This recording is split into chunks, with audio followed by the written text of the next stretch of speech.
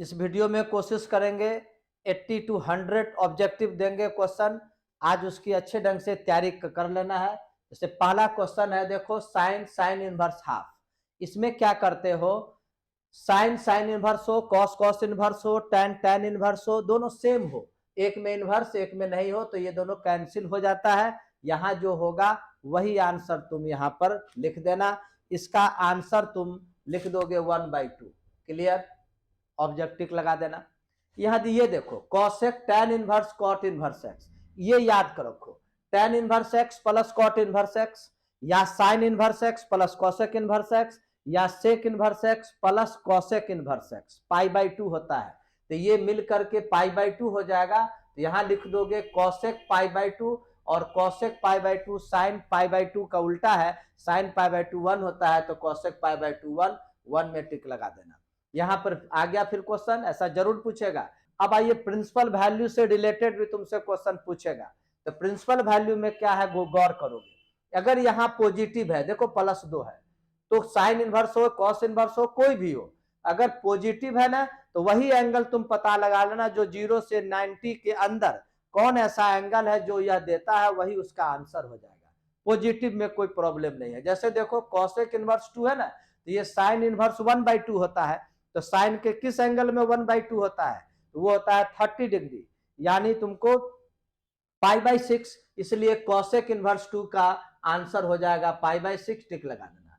लेकिन principal value में कभी कभी निगेटिव भी आएगा, तो इसलिए तुमको हम तुरंत लिख देते हैं साइन इनवर्स अगर -x हो तो तुम लिख देना माइनस साइन इनवर्स x, और कॉसेक इनवर्स -x हो तो तुम लिख देना माइनस कॉसेक इनवर्स x। ये याद रखना, टैन इनवर्स -x अगर हो तो माइनस, यानी याद रखना साइन इनवर्स साइन कॉसेक और टैन इनवर्स में अगर निगेटिव होगा ना तो माइनस कर देना, और ये वैल्यू जैसे अभी निकाले हैं उस प्रकार से तुम फाइंड आउट कर सकते हो। लेकिन कॉस इनवर्स में -x हो ना तो लिख देना पाई माइनस कॉस इन। तुमको कोई भी क्वेश्चन पूछेगा तो जवाब दे सकते हो। सेक इनवर्स का केस अगर होगा तो भी वहां लिख देना pi minus sec inverse x, और कॉट इनवर्स में भी निगेटिव होगा तो तुम लिख देना pi minus cot inverse x.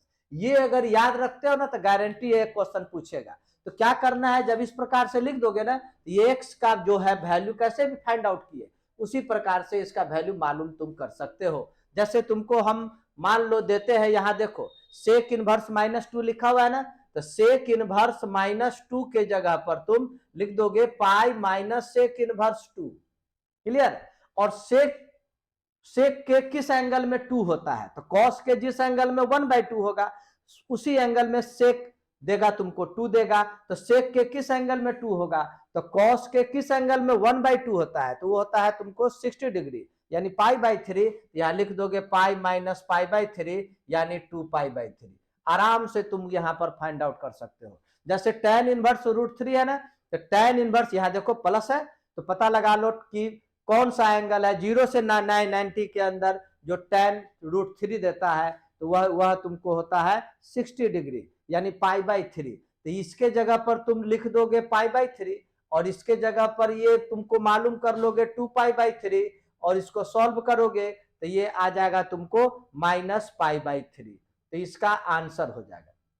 तो ये याद तुमको रखना है। तो इससे रिलेटेड डेफिनेटली, जैसे देखो एक यहाँ भी है कॉस इनवर्स माइनस है ना हाफ, तो हम यहाँ पर लिख देंगे pi minus cos inverse half, है ना। अब देखो कॉस के किस एंगल में हाफ होता है, तो वह है 60 डिग्री, तो लिख दोगे पाई माइनस π/3, और इसको सॉल्व करोगे तो 2π/3 इसका आंसर हो जाएगा।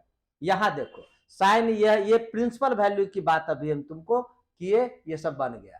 ये देखो क्वेश्चन नंबर 5, ये कैसे बनाओगे, ये tan inverse x plus tan inverse y का फॉर्मूला पुट करोगे तो फिर तो जाके बनेगा। तो tan inverse x plus tan inverse y का फॉर्मूला होता है tan inverse 1/7 plus 1/13 by 1 minus 1/7 into 1/13। इसको सॉल्व करोगे आंसर होगा, यहाँ पर जो आंसर होगा उसमें तुम टिक लगा देना। क्लियर है। अब देखो इस टाइप का जो प्रॉब्लम होगा, यह भी बोर्ड मॉडल क्वेश्चन है। इस टाइप के प्रॉब्लम में एंगल को उसके रेंज के अंदर लाना होता है। यहाँ 7π/6 है ना, तो इसको तुम रेंज के अंदर लाओगे तो इसको लिखोगे कैसे, सो वो देखो यहाँ लिख दोगे डायरेक्ट, ऐसा मत कर देना साइन इनवर्स साइन कैंसिल करके 7π/6 भी ऑप्शन होगा, वो आंसर नहीं होगा। इसको पहले रेंज में लाओ तो लिखोगे साइन इनवर्स, ये साइन देखो 7π/6 को हम लोग पाई प्लस π/6 लिख सकते हैं, क्लियर। और 180 प्लस जो होता है वो थर्ड क्वाड्रेंट में साइन निगेटिव होता है, तो यहाँ तुमको हो जाएगा साइन इनवर्स साइन ये sine 180 minus theta minus sine theta होता है, तो लिख दोगे माइनस साइन π/6। अब ये माइनस बाहर आ जाएगा, उसके बाद देखोगे यहाँ पर ये इसके रेंज में आ गया, यानी फर्स्ट क्वाड्रेंट में ये आ गया। अब जाकर के साइन इनवर्स साइन को कैंसिल हो जाएगा और आंसर में टिक टिक लगा दोगे -π/6। सेम कंडीशन यहाँ भी देखोगे, इसमें देखो कैसे बनाओगे इसको, यहाँ भी 2π/3 ये रेंज से बाहर है, तो यहाँ भी तुम इसको लिखोगे साइन इनवर्स साइन, देखो क्या लिखोगे पाई -π/3 करोगे तभी तो 2π/3 होगा, तो साइन पाई -π/3 करोगे। और 180 माइनस सेकेंड क्वाड्रेंट में साइन पॉजिटिव और 180 में नहीं बदलता है, ये टेक्निक बतलाए हुए हैं, तो ये हो जाएगा साइन इनवर्स केवल हो जाएगा साइन π/3। अब जाके देखोगे ये फर्स्ट क्वाड्रेंट में आ गया, तो ये कैंसिल होकर के आंसर आ गया π/3, इसमें टिक लगाना। ये सब बोर्ड मॉडल क्वेश्चन है। एक ये देखो साइन यहाँ पर क्या बोले थे, sec inverse x plus cosec inverse x π/2 होता है, ऑलवेज याद रखो। तो ये साइन π/2 और साइन 90 का वैल्यू 1 होता है, 1 में टिक लगा देंगे। क्वेश्चन नंबर 11 देखो, यहाँ देखो अभी डायरेक्ट तुम यहाँ पर tan inverse x plus tan inverse y का यूज नहीं कर सकते हो, क्यों, क्योंकि ये 2 tan इनवर्स 1/3 दिया हुआ है। यह भी जो फॉर्मूला लिख रहे हैं यह भी ऑब्जेक्टिव में तुमको पूछेगा, यानी 2 tan इनवर्स एक्स का फॉर्मूला होता है tan inverse 2x/1 minus x², ये भी ऑब्जेक्टिव में हो सकता है, तो एक क्वेश्चन तुमसे पूछ सकता है, यानी और डिफरेंशिएशन में इसका डिफरेंशिएशन उल्टा पूछ सकता है, इंटीग्रेशन में इसका इंटीग्रेशन पूछ सकता है, ये सब याद रखना। तो यहाँ पर पहले ये फॉर्मूला का यूज करना होगा यहाँ पर, तो कैसे बनाओगे वो देखो, यहाँ लिख दोगे tan इनवर्स, ये देखो 2x, तो 2 × 1/3 2/3/1 माइनस x² यानी 1/3 का स्क्वायर लिख दोगे, अब प्लस tan इनवर्स 1/7, ये हो जाएगा tan इनवर्स 2/3 और होल देखो 1/1 9 होगा, अब plus tan inverse 1/7 equal to यहाँ पर लिखोगे tan इनवर्स 2/3, और देखो यहाँ पर 1 - 1/9 को हम लोग लिख सकते हैं 8/9, 8/9 पलट जाएगा तो 9/8 हो जाएगा, प्लस tan इनवर्स 1/7। ऑब्जेक्टिव में अगर नहीं पूछेगा तो 2 नंबर में भी ये क्वेश्चन तुमको पूछ सकता है। इसको सॉल्व करो, 2 4 जा 8, 3 3 जा 9, यानी हो गया tan inverse 3/4 plus tan inverse 1/7। अब फॉर्मूला का यूज करोगे, फॉर्मूला है tan inverse x plus y 1 minus x into y, और इसको सॉल्व कर दोगे, यही ऑब्जेक्टिव में पूछेगा तो वो आंसर ठीक होगा, ज्यादा चांस है ये 2 मार्क्स का क्वेश्चन तुमसे पूछेगा। क्वेश्चन नंबर 12 में देखो आ गया साइन इनवर्स माइनस एक्स, अभी कुछ देर पहले समुच्चय का ये लिखाए थे, यहाँ पर तुम लिख दोगे माइनस साइन इनवर्स एक्स, याद रखना। यहाँ फिर आ गया ये देखो 7π/6, ये अपने रेंज में नहीं है, तो 7π/6 को क्या लिख सकते हैं, पाई प्लस π/6 मिल करके 7π/6 होता है, तो यहाँ पर तुम इसको लिख सकते हो cos inverse cos pi plus π/6 लिखोगे, ठीक है ना। और 180 plus third quadrant cos negative होता है और 180 में नहीं बदलता है, तो यहाँ पर तुम इसको लिख दोगे कॉस इनवर्स माइनस कॉस π/6 लिखोगे। बहुत इंपॉर्टेंट क्वेश्चन है। अब देखो हम यहाँ पर इसको सॉल्व करते हैं। आ गया cos inverse negative, sine inverse minus होता है तो माइनस साइन इनवर्स एक्स लिखते हैं, जबकि कॉस इनवर्स माइनस एक्स होता है तो हम लोग लिखते हैं पाई माइनस कॉस इनवर्स, और जो है इसको लिखोगे कॉस π/6, तो ये पाई माइनस, अब ये कॉस इनवर्स कॉस कैंसिल होकर के पाई/6 आवेगा और आंसर हो जाएगा 5 पाई/6। ये VVI क्वेश्चन हो गया। क्वेश्चन नंबर 14 में देखो tan इनवर्स √3, देखो ये प्लस में है तो आराम से tan के किस एंगल में √3 होता है, तो वो होता है तुमको 60 डिग्री यानी पाई/3। तो यहाँ पर तो तुम आराम से लिख दोगे पाई/3।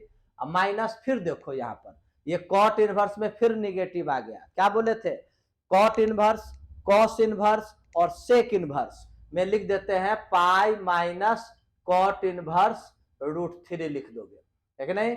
अब यहाँ पर तुम क्या करोगे, यहाँ पर ये पाई, यहाँ पर तुम यहाँ पर लिख देते हैं पाई/3 माइनस पाई और ये minus minus plus cot inverse के, कॉट के किस एंगल में √3 होता है, तो वह 30 डिग्री होता है, तो वो हो जाएगा तुमको पाई/6। अब इसको सॉल्व करोगे, देखो पाई/3 60 और 30 मिलकर के 90 होता है, पाई/2 माइनस पाई यानी माइनस पाई/2, इसका आंसर तुम टिक लगा देना। यहाँ देखो यह भी फॉर्मूला है, ये फॉर्मूला क्या है वो देखो, कॉस इनवर्स 2x² माइनस 1 को लिखते हैं हम लोग 2 cos इनवर्स x, ये फॉर्मूला है। यहाँ डायरेक्ट यह भी तुमको पूछ सकता है, लेकिन यहाँ x² होना चाहिए, यहाँ सिंपल x है, कंफ्यूजन करने के लिए दिया गया है। तो ये x किसका स्क्वायर होगा, √x का स्क्वायर होगा, तो इसको तुम लिख सकते हो यहाँ पर cos इनवर्स 2√x का स्क्वायर माइनस 1। उसके बाद अब देखोगे फॉर्मूला पर सेट हो गया, तो यहाँ लिख दोगे 2 cos इनवर्स √x, इस पर टिक लगाओगे।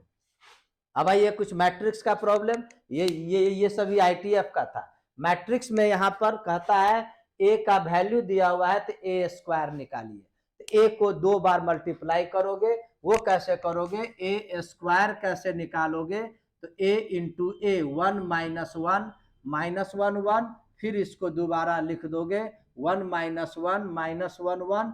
अब इसको मल्टीप्लाई का हम टेक्निक बतलाए थे, प्रत्येक कॉलम को यहाँ पर लिखो रफ में, हॉरिजॉन्टली लिखो, ये 1 और माइनस 1 यहाँ लिख दिए।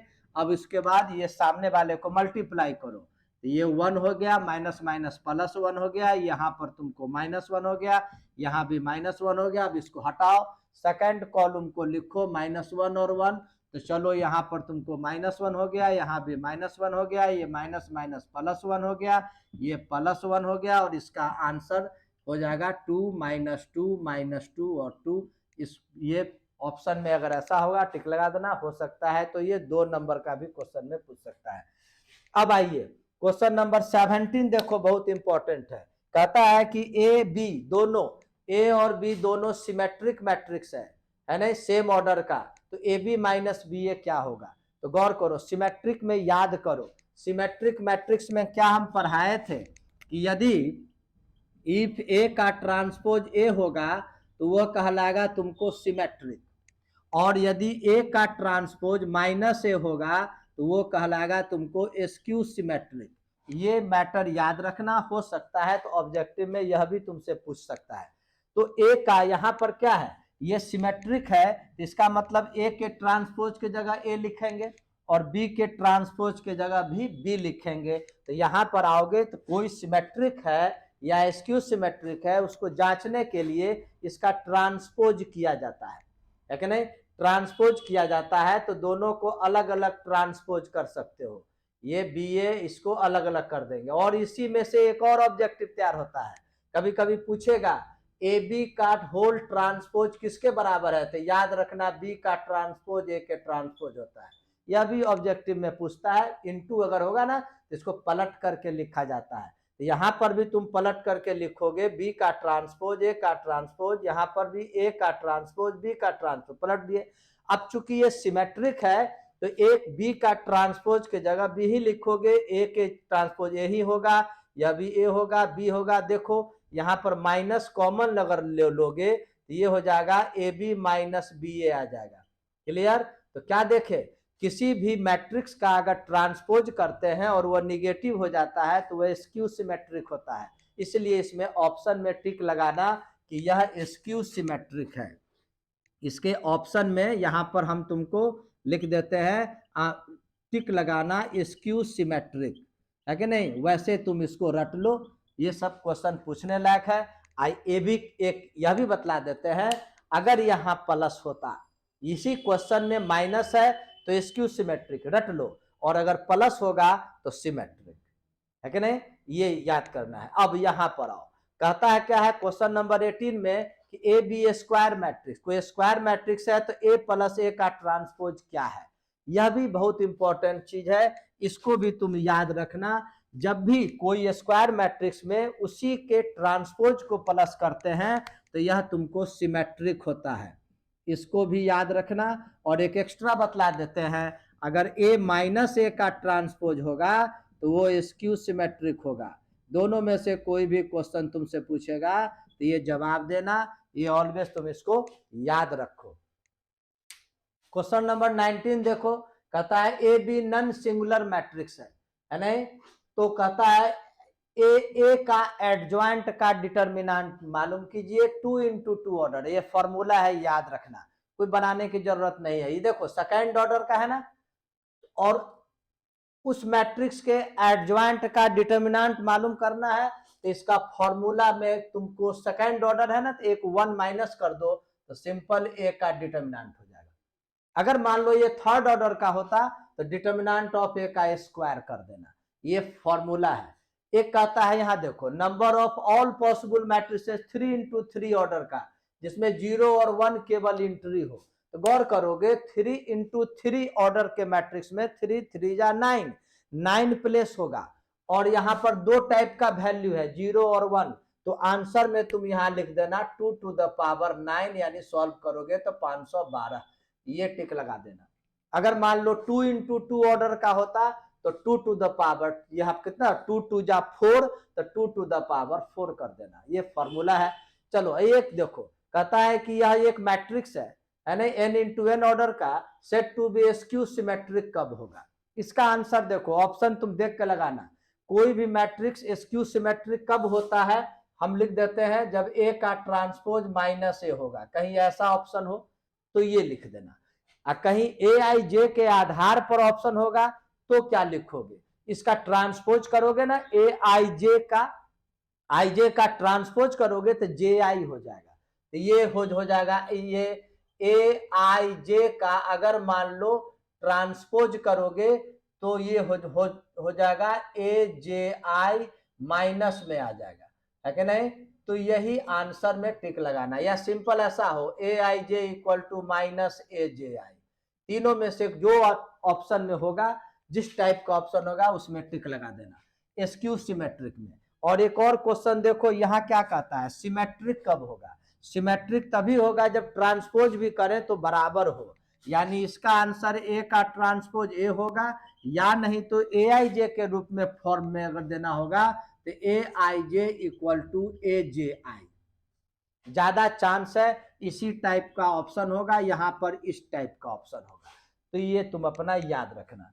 क्वेश्चन नंबर 24 हो गया, क्वेश्चन नंबर 20 ये सभी हो गया। क्वेश्चन नंबर 23 देखो क्या कहता है, देखो आ गया, A and B are square matrix then A B का होल ट्रांसपोज, प्लस माइनस में भी अगर यहाँ पर तुम पर क्या करो, पहले इसको पलट करके लिखना, बी का ट्रांसपोज इंटू ए का ट्रांसपोज, आदत बनाओ। लेकिन वही अगर मान लो बीच में प्लस या माइनस हो, हम तुमको यहाँ पर लिख देते हैं ए प्लस या माइनस का होल ट्रांसपोज का, ऐसा क्वेश्चन अगर दे दे तो यहाँ पर अलग अलग ट्रांसपोज आराम से किया जा सकता है, लेकिन इनटू में याद रखना ये पलट जाता है।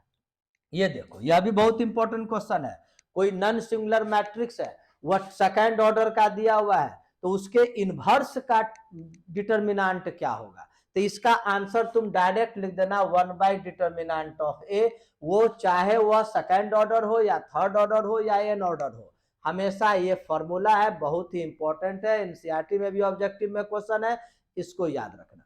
एक यहाँ देखो ये क्या कहता है, ए मैट्रिक्स दे दिया सेकेंड ऑर्डर का, है कि नहीं, और बोलेगा इसका आप एडजॉइंट मालूम कीजिए, तो एडजॉइंट में क्या था, बारी बारी से सभी का कोफैक्टर निकाल के उसको ट्रांसपोज करते थे, तो तुमको एक ट्रिक हम बतला देते हैं, यहाँ पर वैल्यू कैसे डायरेक्ट कैसे लिखोगे वो देखो, यहाँ पर इसका वैल्यू लिख देना, ये वैल्यू यहाँ लिख देना, इसको यहाँ लिख देना, और इसको प्लस में है ना तो माइनस में लिख देना, ये प्लस में है तो माइनस में लिख देना, ऑब्जेक्टिव के फॉर्म में तुमको तैयार हो जाएगा।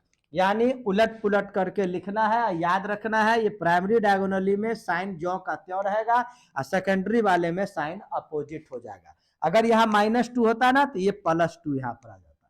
तो ये ट्रिक से तुमको याद होगा, नहीं तो तुमको फैक्टर नहीं निकाल करके निकाल सकते हो। क्वेश्चन नंबर 27 देखो, ये ए मैट्रिक्स दिया हुआ है, कहता है ए और ए का ट्रांसपोज का प्लस यूनिट मैट्रिक्स है, तो अब आप एक्स का वैल्यू मालूम कीजिए। देखो इसको कैसे मालूम करोगे, ए और ए का ट्रांसपोज, तो यहाँ पर इसको बतलाते हैं। ए का वैल्यू जो है उसको लिख दो cos x minus sine x, ये हो गया साइन एक्स, ये हो गया cos x, और प्लस इसका ट्रांसपोज करने का क्या तरीका है, फर्स्ट रो को फर्स्ट कॉलम में लिख दो, सेकंड रो को सेकंड कॉलम में लिख दो, और यूनिट मैट्रिक्स ऑलवेज किस प्रकार से लिखते हो 1 0 0 1, इस प्रकार से लिखते हैं। प्लस अगर करोगे तो देखो cos प्लस cos, ये 2 cos x हो जाएगा, ये दोनों प्लस होकर के 0 हो जाएगा, यहाँ भी 0 हो जाएगा, यहाँ 2 cos x हो जाएगा, इसको घेर दोगे और ये हो गया 1 0 0 1। देखो 0 0 के इक्वल है, ये भी 0 0 के इक्वल है, 2 cos x 1 के इक्वल है, तो लिख दोगे 2 cos x equal to 1, cos x equal to 1/2, cos के किस एंगल में 1/2 होता है वो वैल्यू लिख दो, π/3 होता है, इसलिए x का वैल्यू π/3 इसका आंसर आ जाएगा। तो पाई यहाँ पर इसके आंसर में तुम π/3 में टिक लगा दोगे। यहाँ देखो क्वेश्चन नंबर 28 क्या कहता है, कह रहा है कि matrix as A and B will be inverse एक ईच अदर, दोनों मैट्रिक्स एक दूसरे के इनवर्स कब होता है, जब दोनों का प्रोडक्ट है कि नहीं, यहाँ पर लिखोगे कब होगा, जब ए बी और बी ए इक्वल टू आई होगा। और इसी में देखो यहाँ भी क्वेश्चन दे दिया 31 में कि ये इनवर्स कब होगा, जब यह यूनिट मैट्रिक्स आई के इक्वल होता है।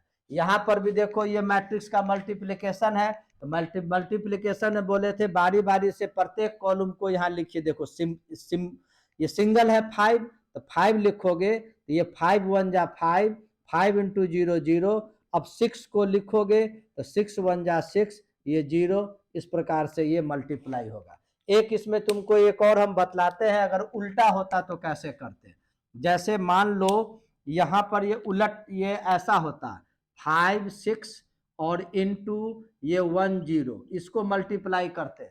यहाँ देखो एक ही कॉलम है, इसको यहाँ पर लिखोगे तो 1 0 लिखोगे, और ये 1 इंटू 5 प्लस 0 इंटू 6 0, सिंपल ये 5 आंसर होता।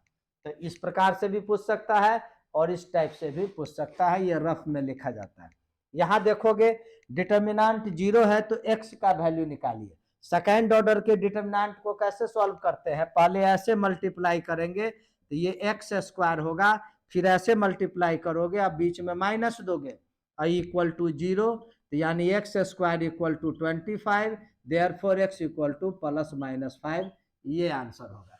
मेरा दावा है अगर आज का वीडियो इसके जस्ट पहले वाले 2 वीडियो को देखोगे तो ऑब्जेक्टिव में 50 में से तुम 40 मार्क्स जरूर उठा लोगे, और इसके पहले वाला जो शॉर्ट और लॉन्ग का दिए है वो देखोगे 80 नंबर आ जाएगा, ये गारंटी है। थोड़ा मेहनत आज करना है। देखो यहाँ पर डिटर्मिनेंट सॉल्व करना है, तो गौर करोगे डिटर्मिनेंट में किसी भी रो या किसी भी कॉलम को लेके एक्सपेंड करते हैं हम लोग, जिसमें ज्यादा 0 हो उसी को लेके एक्सपेंड करना। तो ये देखो फर्स्ट कॉलम में 2 0 है, ये स्थान प्लस होता है, प्लस माइनस प्लस याद रखो। तो यहाँ पर तुम देखोगे +1 इंटू, ये कैंसिल कर दो, ये कैंसिल कर दो, 4 5 6 6, और बाद बाकी 0 कर दोगे, 0 0 है कि नहीं। इसको सॉल्व करोगे तो 1 इंटू 4 6 जा 24, माइनस 6 5 जा 35, 6 5 जा 30 होता है, यानी -6 आंसर में टिक लगा देना। इसमें देखो क्या है, यहाँ पर तुम गौर करोगे, यहाँ b + c है, a है, c + a है, b है, a + b है, c है। अगर इसको इसमें प्लस कर दोगे तो सेम आ जाएगा, कॉमन ले लेंगे। तो यहाँ पर क्या करोगे, कॉलम 3 तैयार करोगे, कॉलम 3 प्लस कॉलम 2 को, तो क्या आ जाएगा 1 1 1, ए बी सी, ये प्लस करोगे तो ए प्लस बी प्लस सी आ जाएगा, ए प्लस बी प्लस सी आ जाएगा, ए प्लस बी प्लस सी आ जाएगा। ए प्लस बी प्लस सी को कॉमन लो जब लोगे तो यहाँ आ जाएगा 1 1 1, ए बी सी 1 1 1। हो सकता है ये 2 नंबर में भी क्वेश्चन आ जाए। देखो 2 कॉलम जब आइडेंटिकल होता है तो आंसर 0 0 में टिक लगा देना। यहाँ देखो ये थोड़ा लॉन्ग है, ये ज्यादातर चांस है 2 नंबर का पूछेगा। यहाँ पर देखो 1 1 1 है ना, तो 2 0 लाओ। कैसे लाओगे? रो 1 में से रो 2 को माइनस करो और रो 2 से रो 3 को माइनस करो। तो लिखोगे यहाँ पर रो 1 तैयार करते हैं रो 1 माइनस रो 2, और रो 2 तैयार करते हैं रो 2 माइनस रो 3 करोगे तो यहाँ पर क्या आ जाएगा? ये देखो 1 माइनस 1 ये 0 आ गया, ये x माइनस वाई आ गया, x square minus y square आ जाएगा। फिर ये 1 से ये 1 माइनस करो 0, ये y से z माइनस करो, ये y square minus z square, ये एज इट इज इसको लिख दो। क्लियर? अब इसको सॉल्व करोगे, देखो यहाँ पर a square minus b square, a plus b into a minus b, x minus y common होगा, वाई माइनस जेड कॉमन होगा, एक्स माइनस वाई और वाई माइनस जेड कॉमन लोगे तो 0, यहाँ 1, यहाँ एक्स प्लस वाई बचेगा, 0 1 वाई प्लस जेड बचेगा, 1 Z Z square बचेगा। अब इसको एक्सपेंड करो, देखो 2 0 है तो प्लस 0 माइनस 0 प्लस 1 इंटू, तो क्या लिख दोगे? X minus y into y minus z और प्लस 1 इंटू, तो ये कैंसिल हो जाएगा। तो ऐसे मल्टीप्लाई करोगे ना ये पार्ट को, ये मल्टीप्लाई करोगे तो वाई प्लस जेड, अब फॉर्मूला में माइनस, आइए माइनस के कारण साइन चेंज कर जाएगा, ये y कैंसिल हो गया, z माइनस एक्स, इसी में ऑप्शन में टिक लगा देना, x minus y, y minus z, z minus x. हो सकता है ये 2 नंबर का भी क्वेश्चन पूछे। ये देखो यहाँ क्या कर देखोगे, खूबी देखो, a है प्लस में यहाँ माइनस में, b है माइनस में यहाँ प्लस में, c है प्लस में यहाँ माइनस में। अगर इसको तीनों को प्लस कर दोगे तो सभी 0 0 0 आ जाएगा, है कि नहीं? यानी कॉलम 1 तैयार। यहाँ पर तुमको हम लिख देते हैं ऑपरेशन, यहाँ पर क्या करोगे? कॉलम 1 तैयार करोगे, column 1 plus column 2 plus column 3 सभी 0 0 आ जाएगा, इसलिए आंसर इसका 0 लगा। क्वेश्चन नंबर 38 देखो डिफरेंशिएशन से रिलेटेड है, याद रखना e to the power x का e to the power x ही होता है, तो डायरेक्ट आंसर लिख दोगे e to the power minus 3x, और x के साथ जो भी मल्टीप्लाई हो उसको बाहर मल्टीप्लाई कर देना। इससे क्या होगा? अगर ax पूछेगा तो a मल्टीप्लाई हो जाएगा।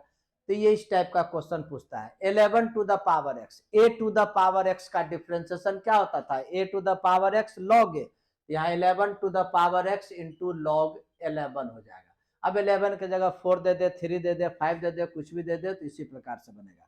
हम तो बोलते हैं पूरे डिफरेंशिएशन इंटीग्रेशन का फॉर्मूला अगर याद कर लोगे तो 4-5 नंबर उसमें आ जाता है।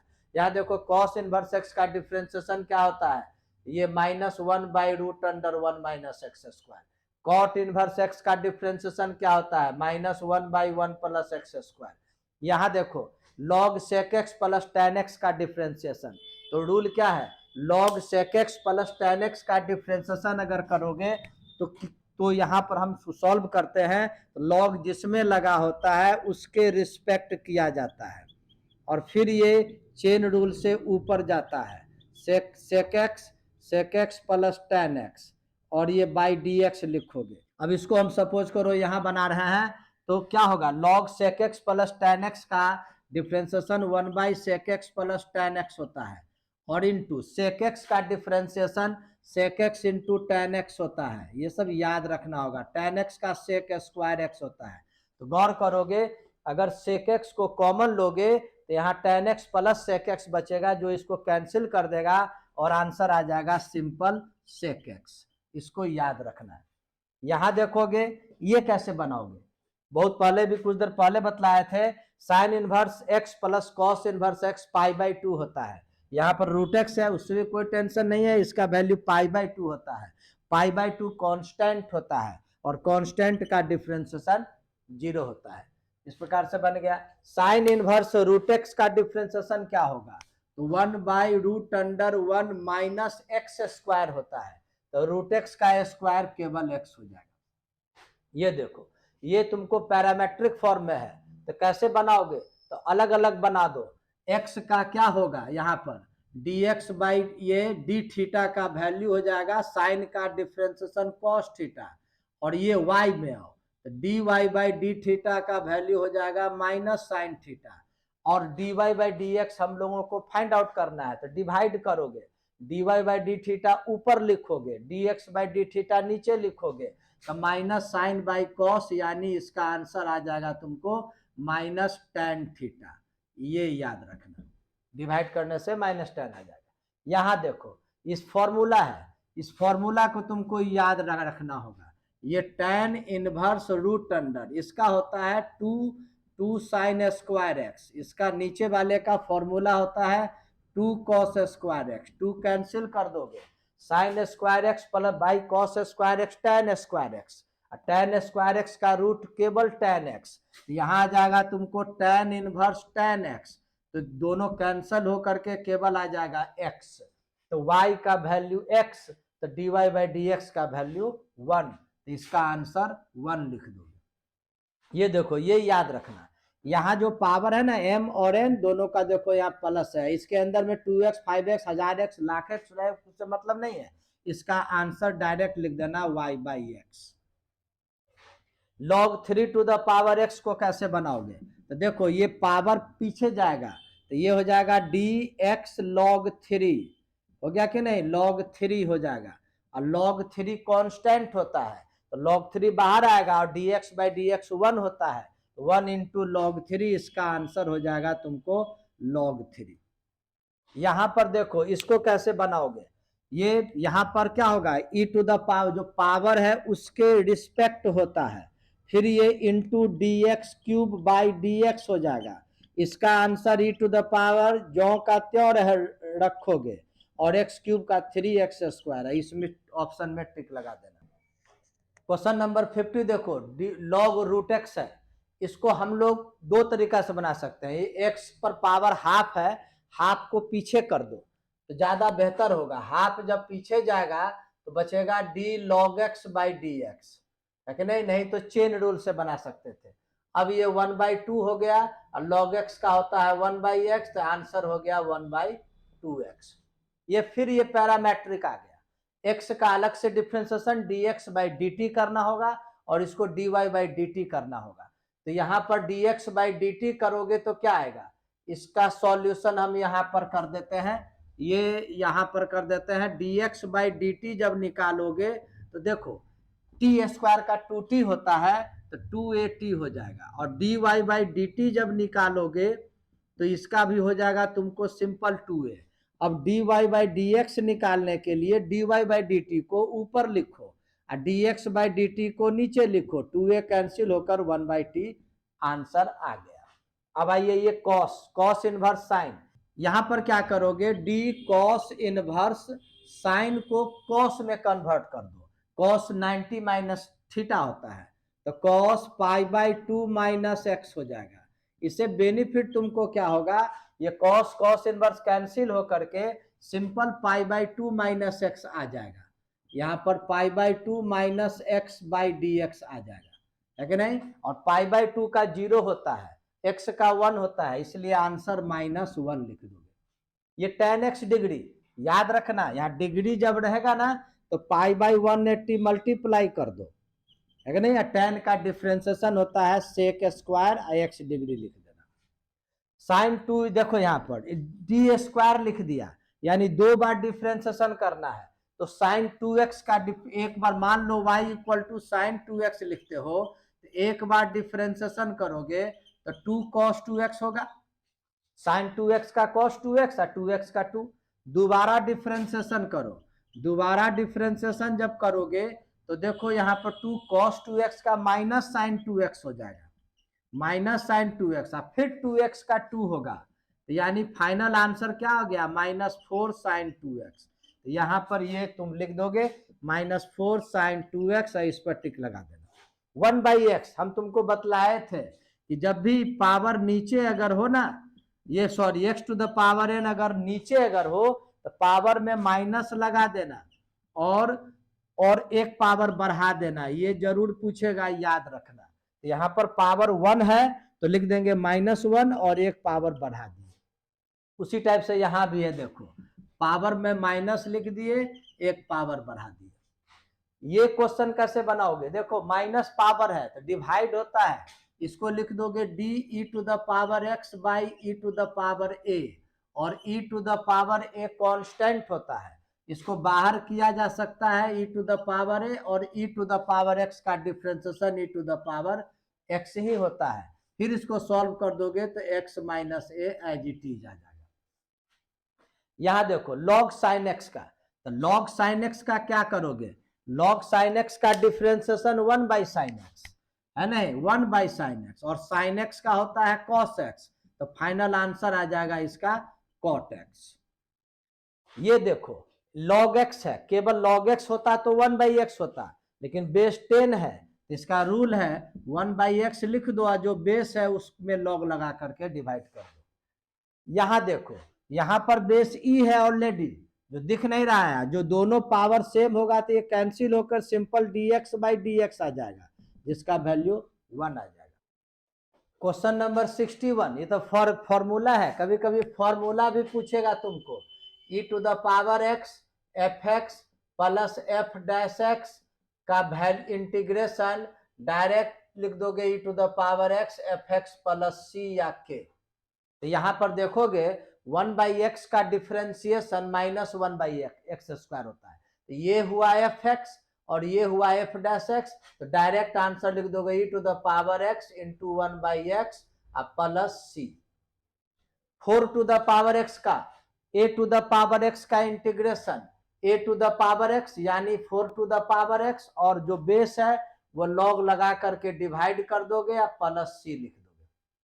यहां देखोगे नीचे वाले को अगर टी माना जाए या जेड माना जाए तो देखोगे 3 साइन एक्स का डिफ्रेंसिएशन 3 कॉस एक्स, और 2 कॉस एक्स का डिफ्रेंसिएशन माइनस 2 साइन एक्स, यानी इसको अगर जेड माना गया तो ये पूरा dx dz हो जाएगा, तो dz बाई जेड यानी लॉग जेड, जेड का जो वैल्यू है उसको लिख दो। समझ गए कि नहीं, 3 साइन एक्स बनाने की कोई जरूरत नहीं है।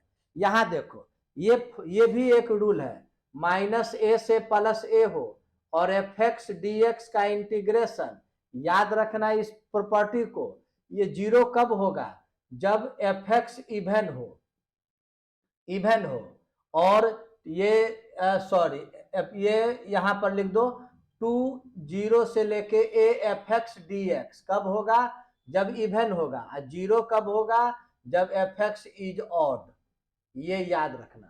और कोई भी फंक्शन ऑड कब होता है, जब एफ माइनस एफ एक्स के बराबर होता है तो ये ऑड कहलाता है, ये याद रखो। अब प्लस एक्स होगा तो इवन कहलाएगा। यहां पर वही मैटर है, माइनस ए से प्लस ए के फॉर्म में है, और देखोगे जब एक्स के जगह माइनस लगाओगे तो sine minus x minus sine x होता है, और पावर 17 और है तो निगेटिव हो जाएगा, इसलिए जीरो हो जाएगा।